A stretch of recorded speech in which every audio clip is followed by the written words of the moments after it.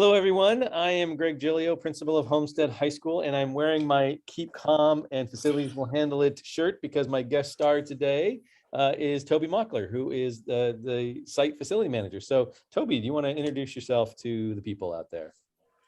Hey, everybody. As Greg said, my name's Toby Mockler. I've been at Homestead for 4 years now. It's been quite the eventful time, more than I expected it to be, that's for sure.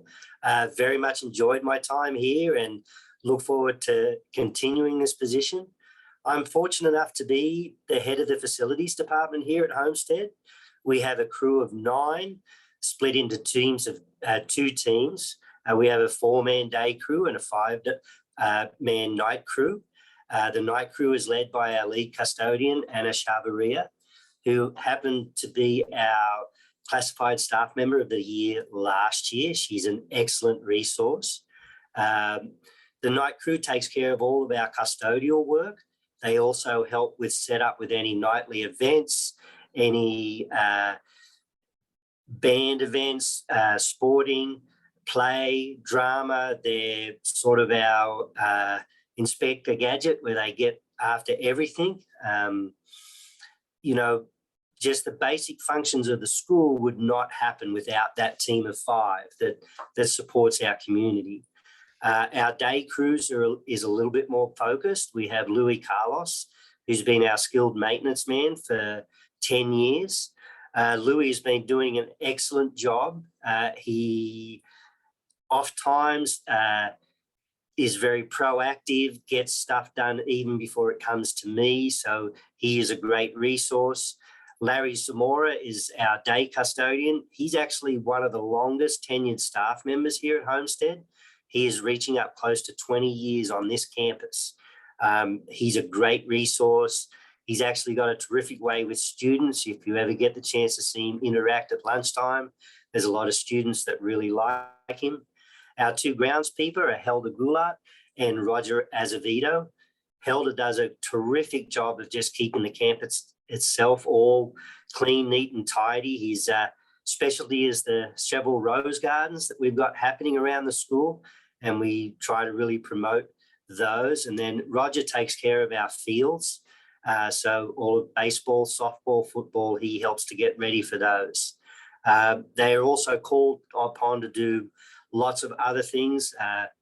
Case in point, we're helping to set up for the Spring Pling event this evening. So they're all going to rush through their daily duties and help us erect a fence and move tables and things like that. So we have job titles, but it always falls down to, as described by a facilities manager, we get lumped with a lot of different things. That's it. Keep calm, we'll handle it. You guys do a great job. Whenever we need something, you guys are right on the spot. And one of the obviously huge things that you guys have been working on is just COVID, is keeping rooms clean and HVAC systems. So can you talk a little bit about what it is that you guys continue to do? Because, one of the big things is people are concerned that masks are going away starting next week.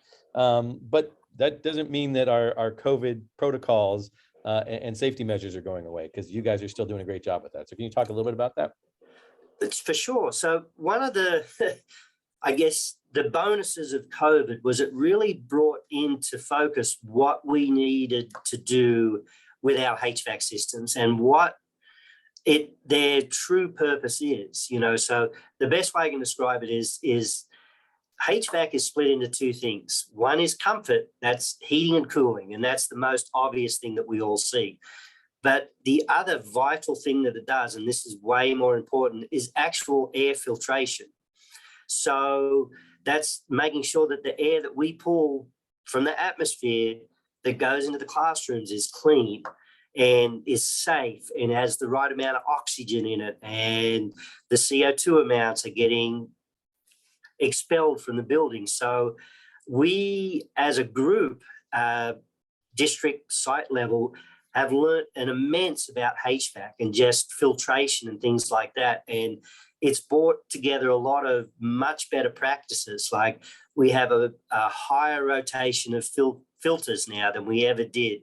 We discovered units that weren't on any plans and have added those. And, so all of those things like that got brought into focus. So we're very deeply invested into that, and that takes up a lot of our, focus, especially, in regards to Louis Carlos in skilled maintenance. So, those are that is a really important thing. And throughout all of this, one of the main things that the CDC put out was that air filtration is a primary resource to combat COVID and its, insidious nature. So we feel like that we did a good job of getting to a point, and we're doing an excellent job of maintaining that point.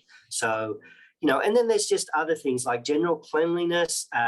We instituted a lot of new systems in regards to just items we use, the processes, how we apply them, just using the correct product for the correct application. So that time helped us really focus those things, not only as a school site, but as a district as a whole. You'll actually find across the district that the facilities crews are a lot more aligned. So just like in a course-alike team within departments where you're teaching in similar methods and in similar instruction modes, we're taking that idea and it's being pulled into facilities, and it's a real benefit not only to each site, but as the district as a whole. Absolutely. And so, what most people don't know is one of your unofficial themes too is supporting students. And so a lot of the work that you guys do is exactly that, is about making students comfortable, making sure they have what they need and all that. So I want to make sure we point that out. It's really hard for people to connect what facilities does. And that's not only on the faculty side, but within my teams as well. And, one of the district's main statements is we are a student-focused community. And that gets said to us through any level. And it's like, so I took that and have explained that to my guys. It doesn't matter what we're doing. We help in the process of building adults that will be a benefit to our community, not just our school community, but the wider community. And it's been a really effective tool for my team to make a connection to the rest of the school. And so it's something that I repeat weekly with my group, whenever, because facilities can be very mundane. So, but if we keep that lofty ideal, it keeps people motivated.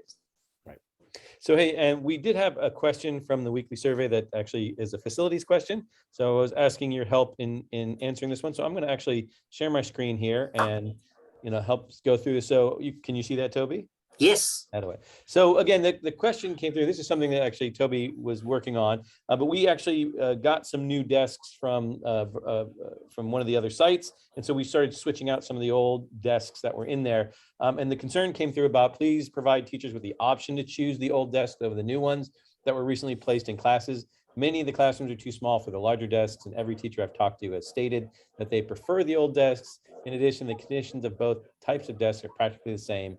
There's already gum and scratches on that kind of thing. So can you help me kind of talk a little bit about what happened here and why we made this switch? So the hard line is that there is now a district standard for all our desks and chairs for our classrooms. And the majority of the district is upgraded in some form to this district standard. We were the one school that had more than 10% of our classrooms that were the old sled style desks. And we as a district, and particularly within facilities, we received numerous feedback that these weren't ideal for our students. They don't fit everybody. They don't fit current teaching trends. They're not very flexible. You put them into a layout and that's it. You can't do anything else with them. They're also, those older desks, from a selfish point of view, make it really hard for our facilities teams to clean a classroom. You can't put the chairs on the desk. They take up most of the floor space. So, there's a real push through the district.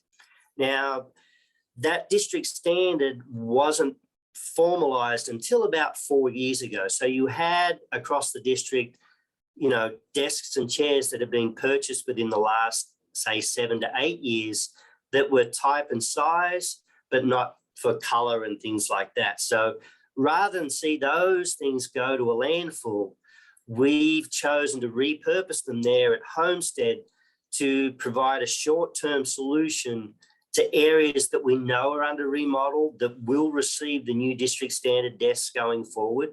So, and it's something that we've done. We've done 22 classrooms in the time that I've been at Homestead with this layout, just receiving these newer styles from different school sites that are in remodel mode. So the last 9 happened last Saturday. Now, the big thing is these things never happen when you want. This was originally planned to happen during spring break. I had crews lined up to make sure that we checked desks, that they were clean, that there was no graffiti, polish out scratches. Any type of construction, there's always delay. So it was like, we were told on a Wednesday, you're getting these on a Friday, and they need to be in the classroom. So the whole turnaround was not ideal, and we totally get that. But I think the more teachers that use them and the more that they do use them, they will find that they're a much better tool and will assist in their teaching. And it will also make their students a lot more focused. They'll be a lot happier to come to class. I mean, some of the desks that we removed actually had a manufacturer date on them. The oldest I've seen was 1962. All right. That's older than me. Yeah. And what happens with a lot of those desks too, they're made out of metal, they have support arms on them. You know, I think of the 240 desks that we removed, there were 60 of them that had, metal support arms that had been broken off. People had just wrapped tape around them. There was screws missing out of desktops. There was all of these different things that truly made them a hazard rather than a help. So it's a big shock when you are there on a Friday and you've got one style and then you come back on a Monday and another. But just going forward, this is what we've been told that we're going to be working with across all of our classrooms. And it is a good use of resource to take these in the short term from other school sites, in a way as a preparation for our teachers to be ready for when their buildings do get remodeled and they're using these desks and chairs in their new buildings. Absolutely. So again, the goal is as soon as every building is redone, they have brand new furniture in there. It'll be similar to what's in there, just different color maybe or whatever. But the idea, is that this is flexible. It will look brand new. So yeah, it's a little bit of a patchwork thing, but it's a good patchwork. So again, Toby, thank you for jumping on today and for being our guest star. There were definitely a few calls over the last couple of weeks for someone from facilities to come in and talk. So thank you for filling that role. I'm going to let you get on with the rest of your day and doing the stuff that you need to do to make the school run well. And I will continue on with my presentation. So thanks a lot, Toby. We'll see you later. All right. Thanks for having me on. Thank you. Bye-bye. All right. So this is the weekly video for March 11th. And if you didn't know that already, oops, pardon me, get my radio down there. So starting off with shout outs and recognitions, we had a bunch of ones here and there's actually some repeats in here. So that's kind of nice to see as well too. But repeat names, that is. So first one was for Mark Gonzalez. He is a social studies teacher, also the department lead for the social studies department. He got a recognition for inspiring students and his endless kindness, and I can definitely attest to that. Another one for a social studies teacher, Matt Wright. He's also our basketball coach, and he basically fills in for anything. He's amazing. Thank you for having him on. He is always so helpful with my student and her 504 plan. Super nice to hear, and yep, super accommodating. These next two list a bunch of teachers, and again, here's where you get some of the repeat names, and they're about helping other students as well too. So this first one had Connie Murray, who's the math department teacher and also a lead teacher in that department. Daniel Nunez, who's in science. Tamara Tarkington, who's in Spanish. Kirk Hinton in English, and again, there's Mark Gonzalez, social studies, and John Byrne for music. John is also the music department lead. And they were noted for their extra work and compassion to make sure my son could make up all the work he missed when he missed a week because of COVID. And then finally at the bottom there for Aaron Ronan, who's a math teacher, and John Byrne again, for their flexibility with schedules and make up work so that their student could participate in the swim team. So that's a nice round of shout outs. Moving on to our questions and concerns. Another one regarding class selection. So that we used to in previous days have the option of either choosing a no first or a no seventh. We are removing that option to pick a no first. And so this one is concerned about that, saying if we don't do that and everybody starts at 8:30, won't that make drop off in the morning really congested? Should you still allow a no first period? What was the reason for taking it away? The original reason for having it was to give an earlier option. So again, school used to start, when I first started here 10 years ago, at 7:50 in the morning. And some places even started at 7:30 in the morning, but not here at Homestead. And then it moved to 8 o'clock. And the idea was that was still too early. So let's give families the option to start a little bit later, because we were starting to really look into that science that said there is, kids need more sleep, that kind of thing. They do better if they come in later. But now that everybody's starting at 8:30, that kind of cramps the schedule a bit. And so we said, we don't need that option anymore. Everyone has to start at 8:30. And so that works. Now, not everybody has every period, if that makes sense. So there are periods that are more heavily enrolled than others. First period, this last year, only 180 or so people picked the no first option. So it really wasn't a whole lot of people. More people picked the no seventh option because they have sports or after school activities or that kind of thing. And so it really won't impact the morning traffic any more than what we're seeing right now. Again, there's always kids that don't come or won't be coming. To be honest, fourth period this year is the most enrolled period. So actually coming on the days where fourth period is our first period of the day is actually probably a harder motion. But no, it shouldn't be dropping it off. It should look pretty similar. We have our CAS testing coming up. So a question came up about the waiver process for students taking CAS. All juniors are going to be taking, are required to take it. It is mandatory that schools give it, and we are required to have a 95% participation rate. So that's a pretty strict criteria that we have to follow. If we don't hit that 95% criteria, we could actually be, our scores could be invalidated. We receive penalties from the state, all kinds of things like that. It's not very fun. And we know that our scores are always really good. And so we want to make sure that our school is represented in the best way. So basically the process is, but you do have the right to opt out. The process is you can write a letter to me and or to Ms. Hannigan, who is our AP in charge of testing. There is a meeting that is required. So you send us the note, we sit down and do a meeting. Because again, it really is in our interest and your interest to get this done. This is something that, it doesn't affect your grade. And I know people say, oh, I want to study for AP tests or I want to do these other things, but we really do use this data in a variety of ways. Number one, it's a criteria for us. It's something we have to do and required by the state. We also look at the data and set some of our goals in professional development based on that data. Like, here's an area of need. And so maybe we need to do some more work in this area. Let's increase our teaching skills. Let's learn more about this. Let's do more. So it is super important for us. It really is only 3 mornings of testing. You would be in school anyway. And so, again, we ask that you really, we are asking you to do this, and we would ask that you respect that. There was a letter from our superintendent who, in our last blast, who mentioned and talked about it a little bit more if you want some more detail. So that's another place to check that out. But again, yes, you have the right to waive out. That's the process. But we hope that you really do strongly encourage you to do this. Now, also, if we don't hit that 95% rate, we will be going back to the people who opted out and asking them to test back in. Because it would not be fair that we get penalized because a couple people choose not to go. So I want you to be aware of that. There is a multicultural event coming up on April 1st. I think you've heard me talk about that in some of the earlier video messages we've been doing. This was a big message from the PTSA, and so I'm going to relay some of that for you. The date is April 1st. It's 4:30 to 7:30. It is working with the ASB Multicultural Week that's happening the 28th through the 1st. The goal of it is to celebrate the diversity of the community and looking at food and activities and entertainment, all those things. And everybody's on the guest list. So, hope that you can come, even if you don't volunteer or participate. That'd be great to see you there. But we do need some help and volunteers. And so there are things that the folks are looking for. There's also places to jump in and help out. And again, for those parents who are looking for ways to volunteer and to be involved in your school, our school, this would be a great way to do it. There are clubs that are doing booths, and they're looking for things like, can we get, borrow some fashion so we can do a multicultural fashion show? We're looking to do performances. So does anybody have, connections to music, singing, want to be participating in some of that? And looking for any kind of booth, by the way. We've had people say, hey, we'd love to have a Portuguese or a German or Australian booth.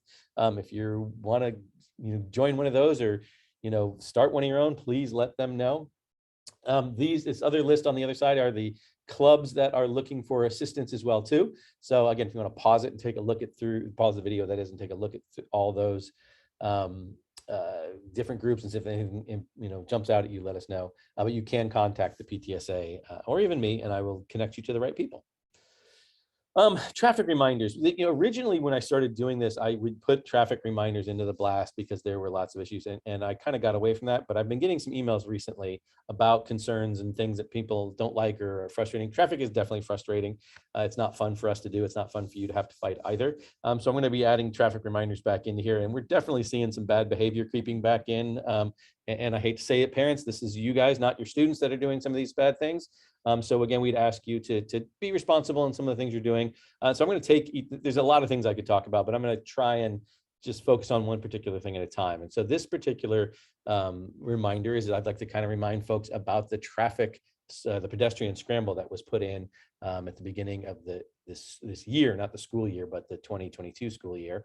And again, if this is an overhead shot of Homestead and Mary, that leads into our staff lot. Again, if just to kind of orient you, here at the bottom of the screen, you can see the words Homestead High School. That's where our campus is.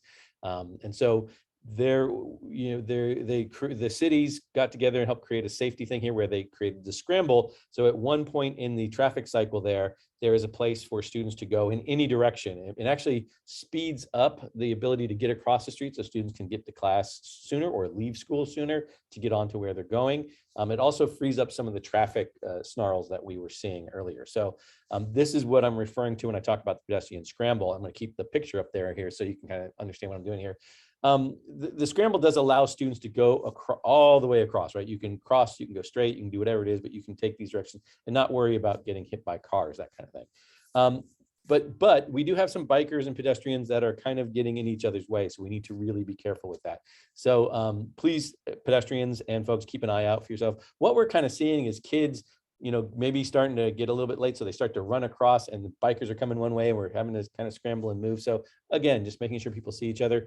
We do ask that the pedestrians use the scramble in whichever way the direction they want, but that bikes definitely go north to south or east to west, and that way it kind of helps us keep everybody safer and not in harm's way.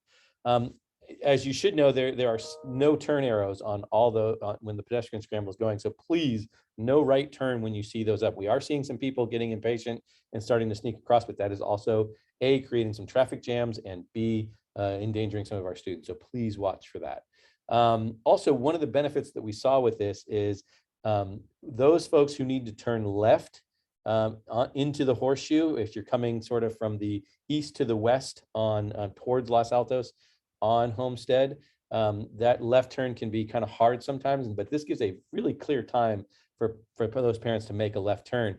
I would ask that those making the left turn be patient, wait till those no turn arrows go on, and you'll have a clear shot. We're seeing some people trying to sneak in and double jam up the driveway right there. We've seen some near misses on bikes. So again, please, be patient and make sure you guys are following those laws too. You'll get plenty of time. Trust me, we've been out there watching it. So again, just a reminder for when you're coming in and around the pedestrian scramble. So bikers and kids and pedestrians, watch for each other. Cars, please follow those no turns, and left turners, make sure you're paying attention to that as well too. That brings us to our important days, and a very important day coming up on Monday. There is no school.